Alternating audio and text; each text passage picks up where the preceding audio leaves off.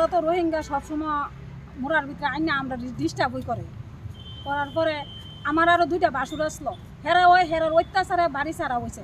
আমার 2 দেওয়ার আসলো, হেরা অত্যাচার আসলো, কিন্তু ওখানে আমরা বাড়ির মানুষ, আমরা বাড়ি ঘরে থাকতে পারি না।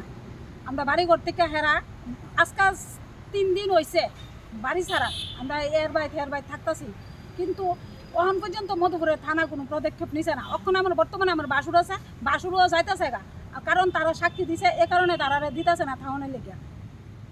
মানে কি কারণে আপনার কে আক্রমণ করতেছে? মুরার মধ্যে রোহিঙ্গা আমরা অবজেকশন দিছিলাম যে আমরা রাখো না, অন্য হানোরাও আমরা ডিস্টার্ব হোক, এই কারণের পর থেকে তারা আমরা একদিন রাত্রেবেলা মানুষ লয়ে আইছে, আইসিরা এই প্রাণে মারণের লেগে বন্দুক রাইফেল এরপরে দাও লাড়ি লইয়া দোকানের সামনে গাড়িটা থামাইয়া আমার বাড়ির ভিতরে মানুষটি উঠে গেছে। উঠে যাওয়ার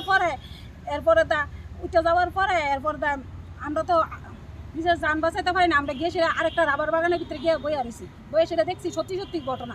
এরপর মুড়া তারা তন্ন করে বিচারছে, মিটন ছিল আর টুটন ছিল।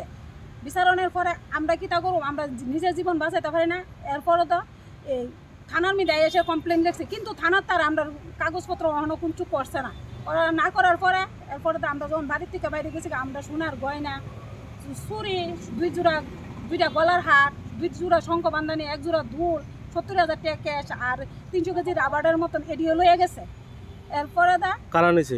টুটন ছিল আর মিটন ছিল। তারা যে নিচে আপনারা কি হবে জানেন? আমার বাসুরে নিজে দেখছে।